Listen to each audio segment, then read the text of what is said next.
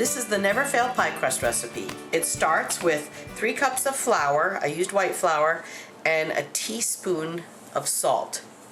Into the bowl it goes. Just using a little spoonula action. We're going to mix it with a cup of lard. And the cup measure was used for your cherry pie filling. That's why there's cherry juice on the outside of it. Correct.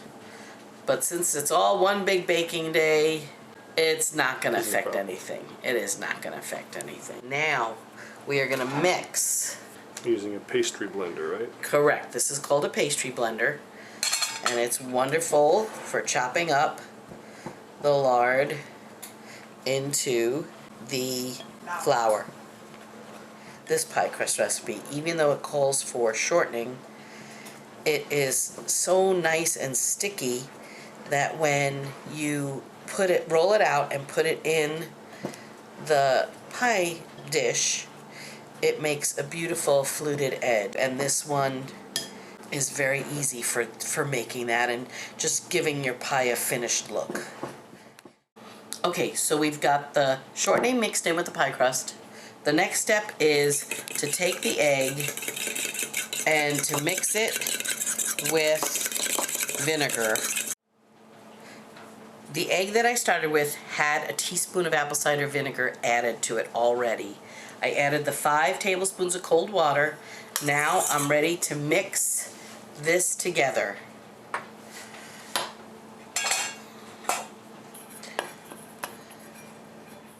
And you don't use a pastry blender to mix this part? No.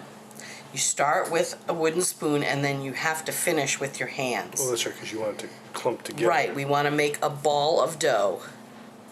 Okay, the final step is to just mix it with your hand because you're trying to form a ball.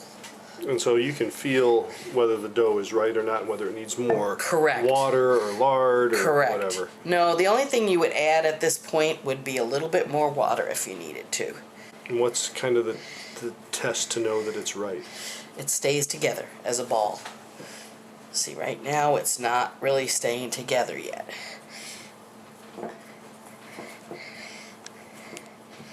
Alright, so I'm done mixing it all together, and the test is, now that I've been working the dough for a few minutes, when you press it down and kind of roll it into a ball, if it stays together, it's good. And that's exactly what it's doing. There's nothing really falling off at this point. It's staying in a chunk, and so it's just the right amount. This is for a 2-crust pie, so I'm going to cut it in half. And the next step is going to be to roll it on wax paper.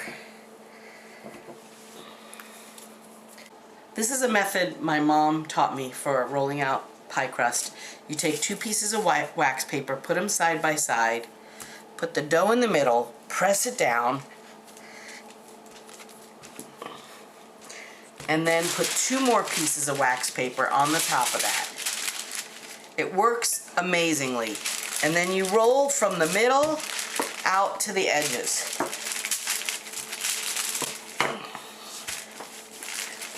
This is a special rolling pin. I forget what it's called, but it's a pretty cool one.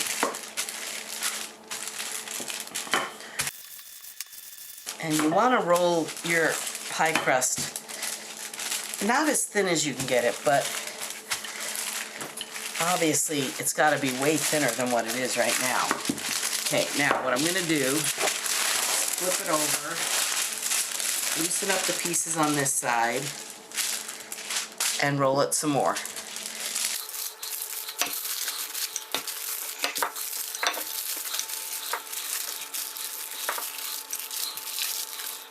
If you have little separating veins, you can roll from side to side.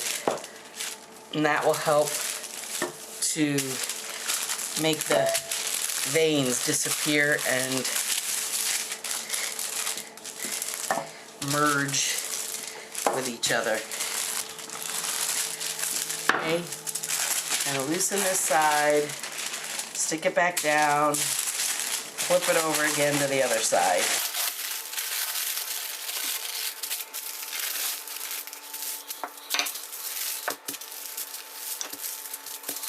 Now I'm going to take it and flip it into the pie plate.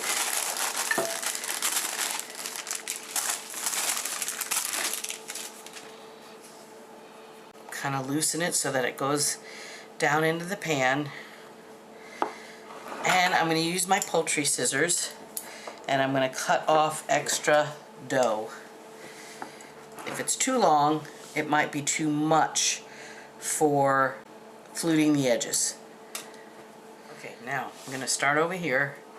I'm going to roll it along the edges to make sure I have enough. This is where I can put some of the extra dough back along the edges if I need it. The edges that are a little bit thin.